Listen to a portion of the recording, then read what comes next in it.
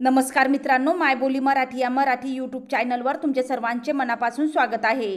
संपूर्ण महाराष्ट्रासाठी आताच्या क्षणाच्या सर्वात मोठ्या आणि महत्त्वाच्या ठळक बातम्या। शेतकरी, विद्यार्थी, सर्वसामान्यांसाठी मोठ्या बातम्या। राज्यात 7 मोठे निर्णय उद्यापासून लागू। 12 जुलै शनिवार। काही मिनिटापूर्वीच्या ह्या बातम्या आहेत। या संदर्भात सविस्तर माहिती या व्हिडिओत जाणून घेऊया। तत्पूर्वी तुम्ही मायबोली मराठी या मराठी यूट्यूब चॅनलवर नवीन असाल तर खाली दिलेल्या लाल रंगाच्या सबस्क्राइब बटनावर क्लिक करा आणि समोरील बेल आयकॉन क्लिक करा, जेणेकरून महाराष्ट्राच्या ताज्या बातम्या तुमच्यापर्यंत सर्वात आधी पोहोचतील। तर चला सविस्तर बातम्या जाणून घेऊया। तर बघा, पहिली सर्वात मोठी आणि सर्वांसाठी आनंदाची बातमी। मराठवाड्यातील शेतकऱ्यांसाठी आनंदाची बातमी आहे।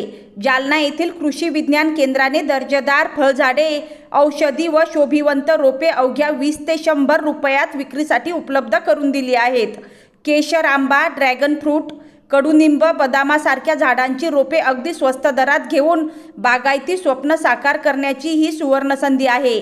मराठवाडा शेती सहाय्य मंडळाच्या खरपुरी जालना येथील कृषी विज्ञान केंद्र शेतकऱ्यांसाठी नवीन उपक्रम राबवित असते। यंदाही विविध प्रकारच्या दर्जेदार रोपे आणि कलमे उपलब्ध करून दिली जात आहेत।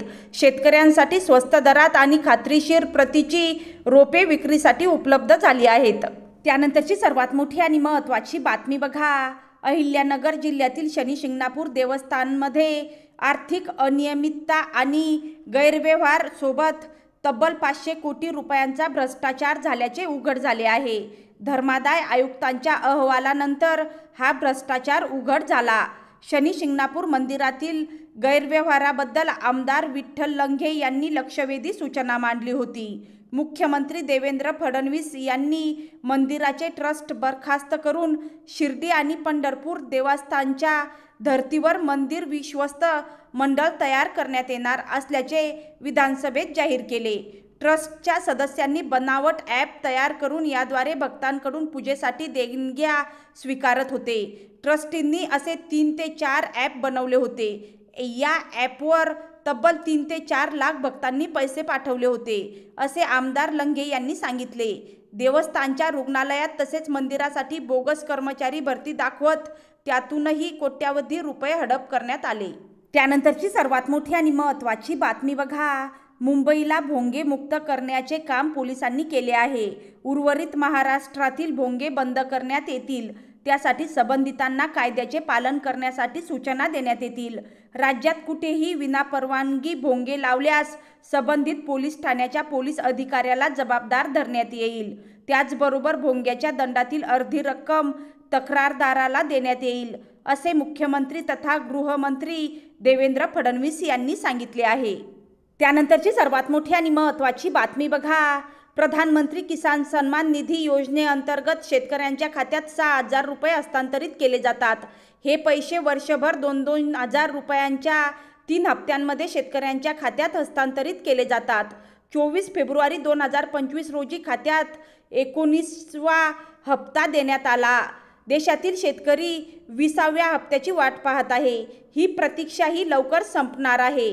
पंतप्रधान नरेंद्र मोदी 18 जुलै 2025 रोजी बिहारमधील मोतीहारी येथे असतील। या दरम्यान ते एका मोठ्या शेतकरी मेळाव्याला संबोधित करतील।